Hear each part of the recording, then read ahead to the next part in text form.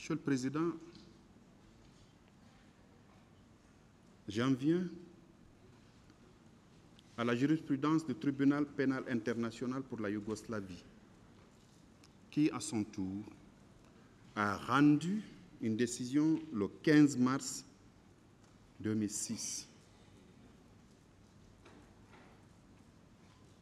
Monsieur le Président, Messieurs les assesseurs, les faits se sont passés en Bosnie-Herzégovine.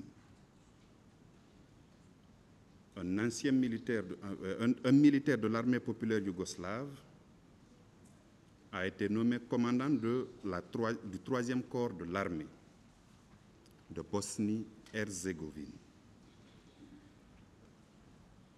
Dans le cadre de ces unités, Monsieur le Président, Messieurs les assesseurs, Enver Anjanovic a attaqué les villes et villages principalement habités par les Croates de Bosnie, mais aussi par des civils bosno-serbes.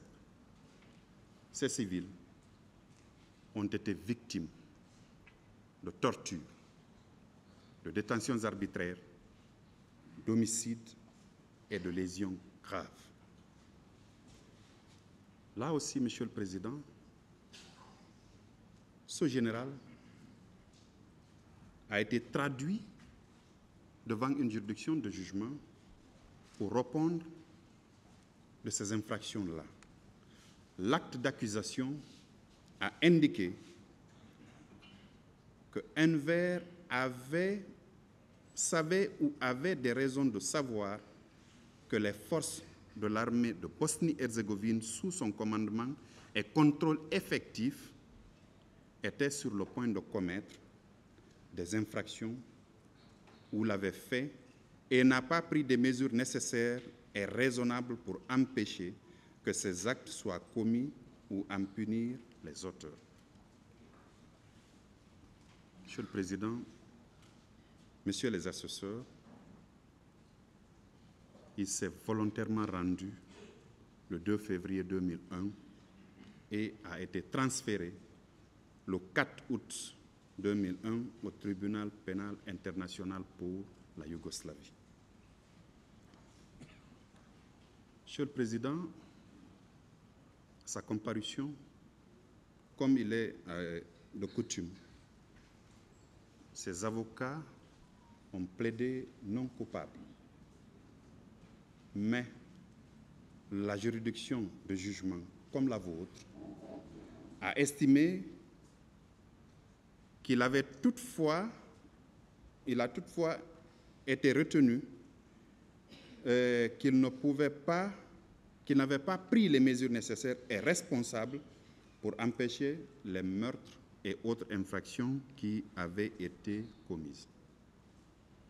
Donc, Monsieur le Président, ce arrêt aussi s'est penché sur la question de responsabilité du supérieur hiérarchique. Monsieur le Président, Messieurs les assesseurs, que dire des affaires Barbie et Paul Trouvier, respectivement des décisions rendues le 20 décembre 1985 et 1er juin 1995.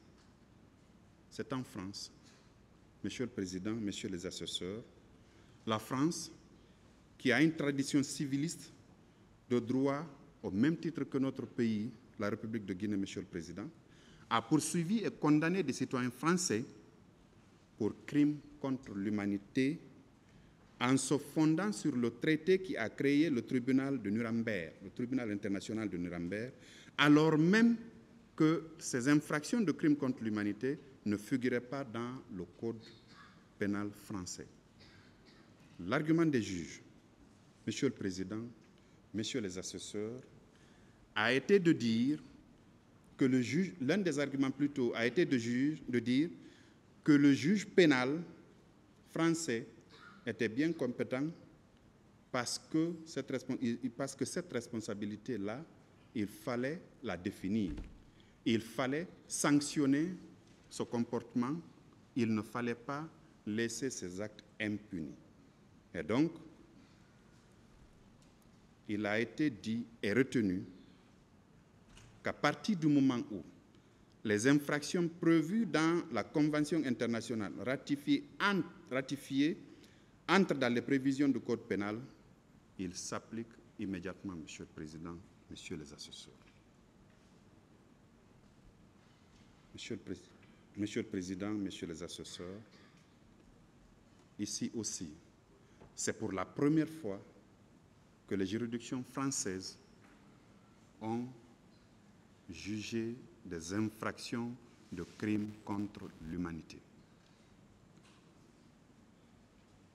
J'ai parlé, Monsieur le Président, de 2 autres arrêts. Je ne m'étendrai pas là-dessus. C'est l'arrêt Mikiri, rendu par la Cour militaire du Nord Kivu le 30 septembre 2020. En République démocratique du Congo, Monsieur le Président,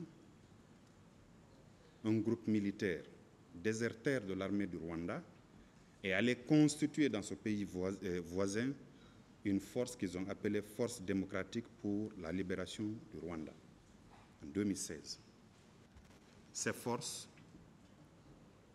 sont allées à Mikiri, qui est une localité du Nord Kivu, où plusieurs infractions de viol, de meurtre, de pillage, d'assassinat ont été commis.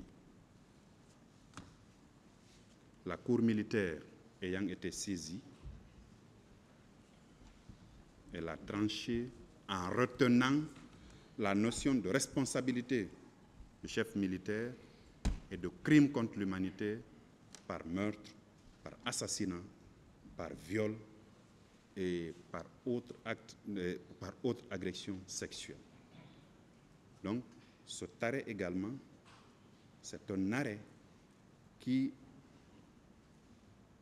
a élucidé les faits de crimes contre l'humanité et responsabilité de supérieurs hiérarchiques. Monsieur le Président, Messieurs les assesseurs, que dire de l'arrêt Bédi Bolilou, alias 106. 106, c'est le nom de son unité. Monsieur le Président, là aussi, ça s'est passé au sud Kivu, en République démocratique du Congo toujours, où des atrocités ont été commises, Monsieur le Président, Messieurs les assesseurs, et la Cour militaire a retenu les crimes contre l'humanité pour viol, meurtre et a condamné les accusés à perpétuité. Monsieur le Président, Messieurs les assesseurs,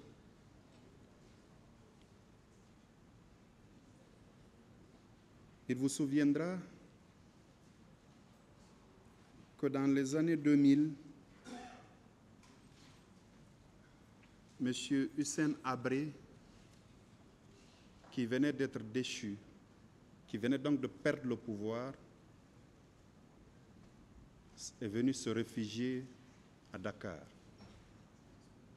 Des citoyens tchadiens qui y vivaient et d'autres venus du Tchad ont saisi le tribunal hors classe de Dakar, le doyen de cette juridiction, d'une plainte contre Habré pour des faits de torture et autres actes inhumains. Monsieur le Président, Messieurs les assesseurs, la plainte malheureusement n'a pas pu prospérer parce que, tout simplement, la Cour d'appel de Dakar a estimé que M. Habré ne pouvait pas être jugé en ce moment sur le sol sénégalais et non seulement a annulé l'inculpation de M. Habré et toute la procédure subséquente.